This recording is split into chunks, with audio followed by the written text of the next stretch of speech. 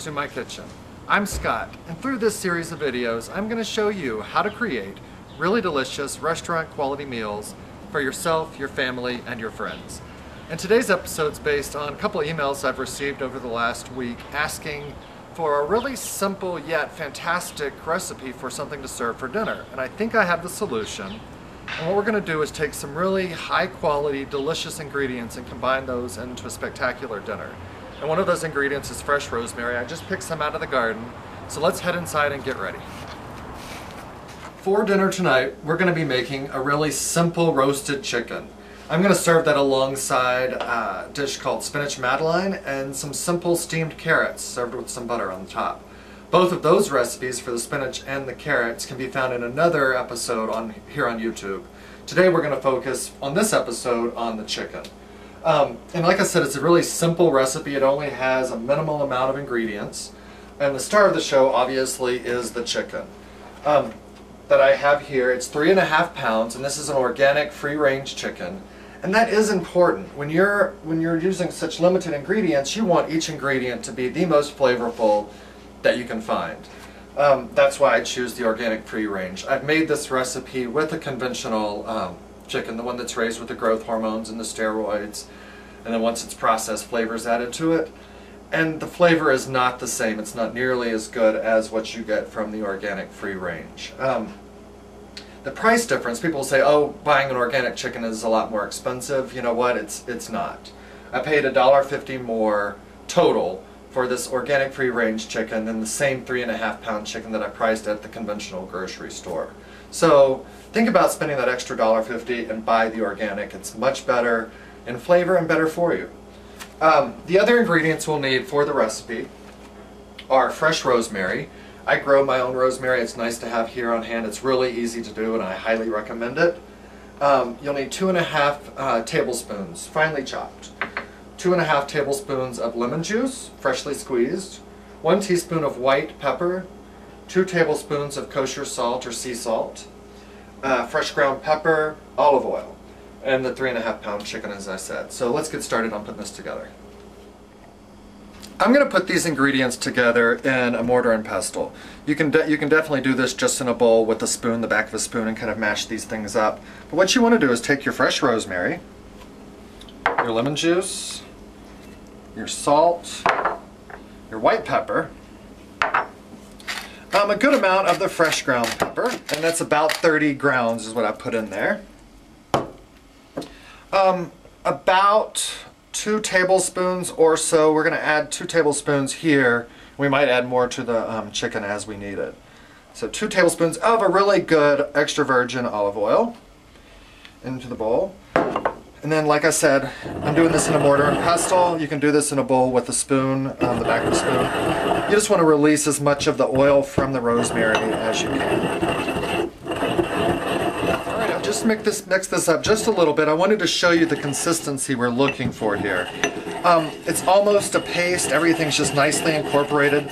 The salt I can feel with just by turning it around is sort of disintegrated in that mixture, so that's good. Alright, we've got all these ingredients mixed up. I'm just going to pour these over the top of our chicken.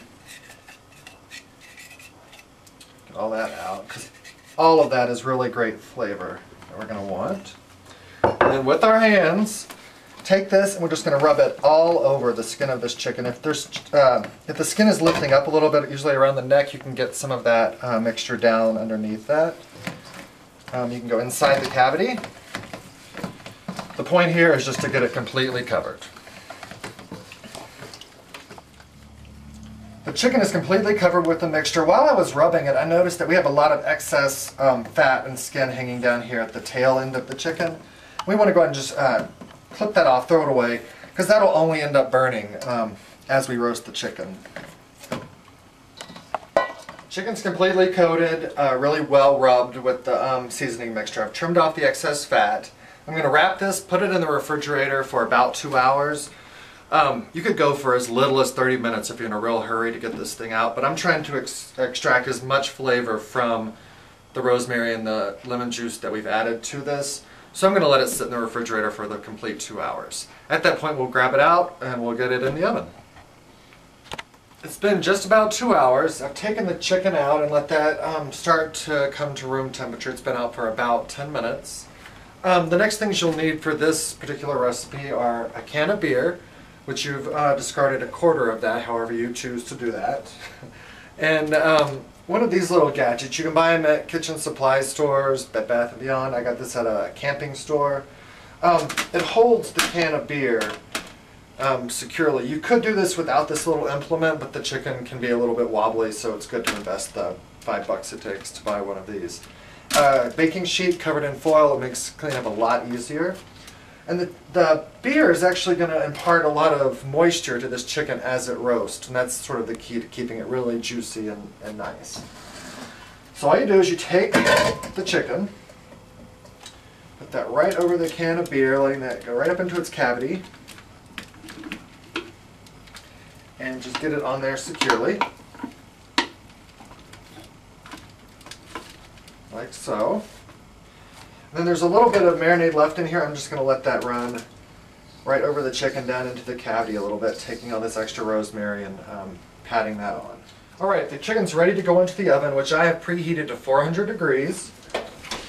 So in it goes. Make sure you've separated your racks far enough before you do this so the chicken will go right in. In it goes. For the first 20 minutes, leave it at 400 degrees.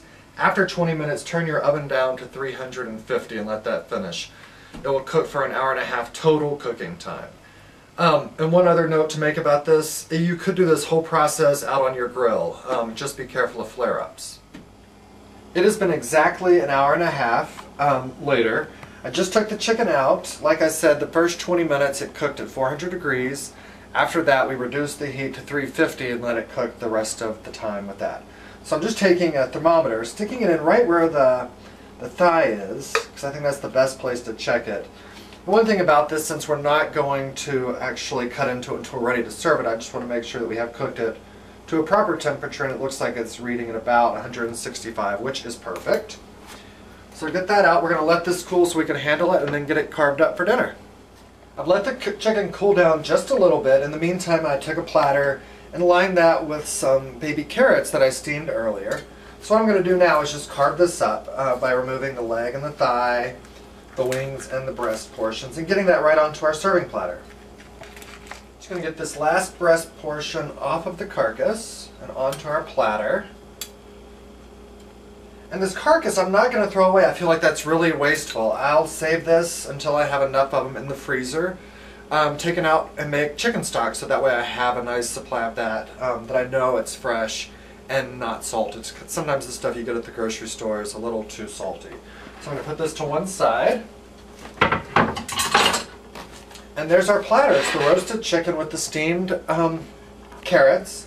I have another side dish in the oven browning right now, which is the spinach madeleine, which will get plated up and get ready to eat. There you have it. Spinach madeleine, the steamed carrots. Both recipes are available on other YouTube episodes.